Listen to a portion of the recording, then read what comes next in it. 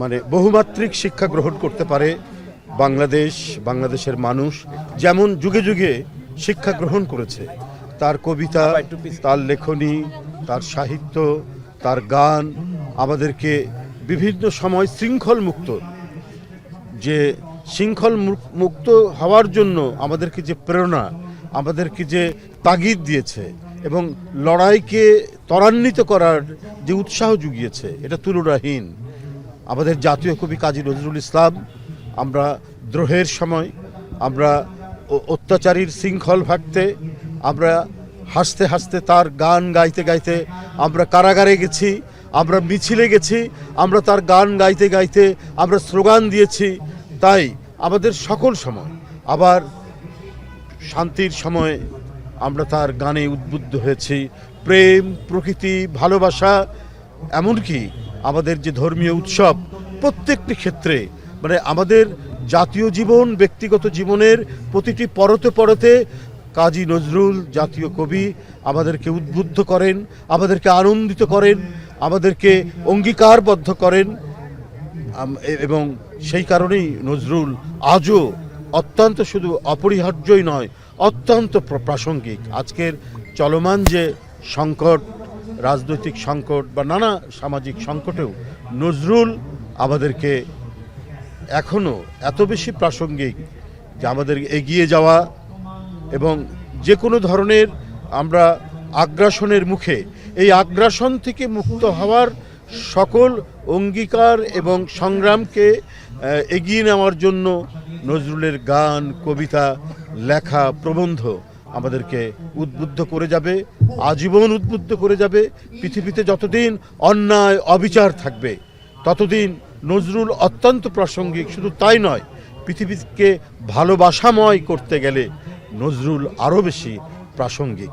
আমি আপনাদের সামনে শুধু এটুকুই বলতে চাই যে প্রত্যাশা নিয়ে, যে আকাঙ্ক্ষা নিয়ে জুলাই আগস্টের যে মহাবিপ্লব এবং তার আগের 15 বছরের যে রক্তঝরা আন্দোলন, এই আন্দোলনের প্রতিটি মুহূর্তেই তো নজরুল আমাদেরকে উদ্বুদ্ধ করেছেন। নজরুল আমাদের শত আঘাতের মধ্যেও আমরা বেঁচে থাকার প্রেরণা পেয়েছি নজরুলের কাছ থেকে।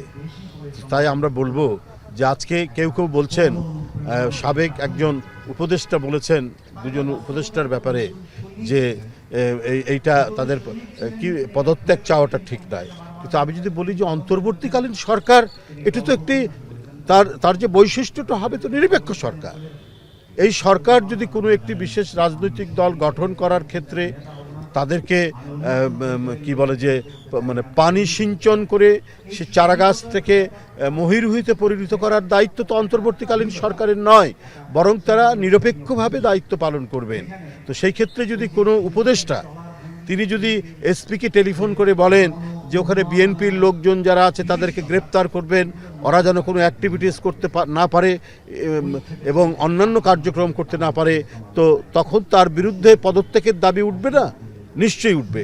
এবং চলমান সংকট ঘনীভূত করার জন্য আমরা শুনেছি এই সমস্ত উপদেষ্টারা তারা ভূমিকা পালন করছেন, নানাভাবেই ভূমিকা পালন করছে। ডক্টর মোহাম্মদ ইউনূস তিনি তো সম্মানিত মানুষ, সবাই সম্মান দেখিয়েছে এই সরকারকে।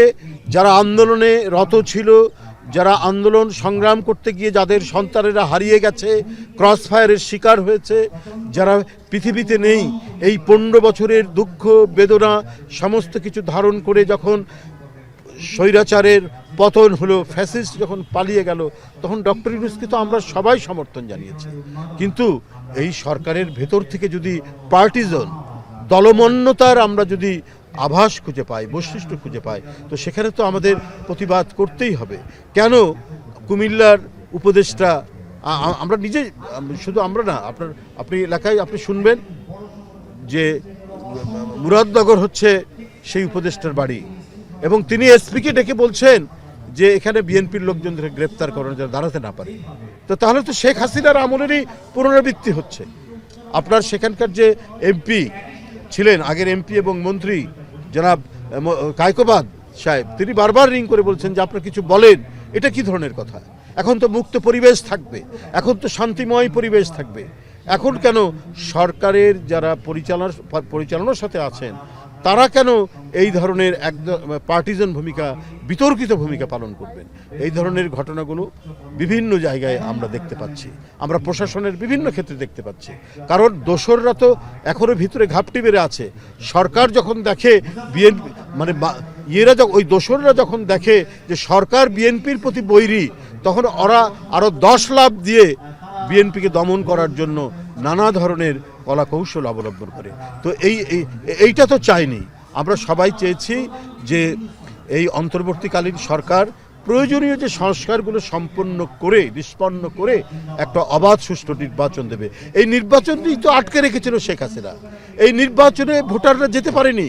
এটা নিয়েই তো আমাদের যত কথা, যত প্রতিবাদ, যত আন্দোলন। কারণ এই নির্বাচনকে একতরফা করার জন্য উনি সমস্ত প্রতিষ্ঠান ভেঙেছেন। তিনি নির্বাচন কমিশনের নিরপেক্ষতা ভঙ্গ করেছেন। তিনি আদালতকে নিজের আঁচলের মধ্যে বন্দী করে রেখেছিলেন। তো সেই পরিবেশ থেকে একটি মুক্ত পরিবেশ এবং সত্যিকার গণতন্ত্রের পরিবেশ ফেরানোর জন্যই তো আমাদের মানে এই সংগ্রাম, আমাদের যে এই আন্দোলন ছিল। তো তাহলে আপনার এই নির্বাচন নিয়ে গড়িমসি করা হচ্ছে কেন? এটা কি নির্বাচনের কথা বলা, নির্দিষ্ট সময়ের মধ্যে নির্বাচনের কথা বলা, এটা কি মহাপাপ? আজকে উপদেষ্টাদের কথা শুনে সেটা মনে হচ্ছে, এবং তারা নানাভাবেই বিভিন্ন মানুষকে দিয়ে এটা প্রভোগ করার চেষ্টা করছেন। কেন?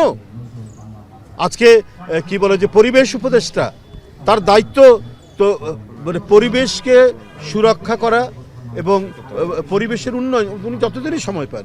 আজকে বুড়িগঙ্গা কেন ড্রেন, আজকে শীতলক্ষা কেন ড্রেন, আজকে আমরা মানে বিষাক্ত নিঃশ্বাস কেন নিতে হচ্ছে?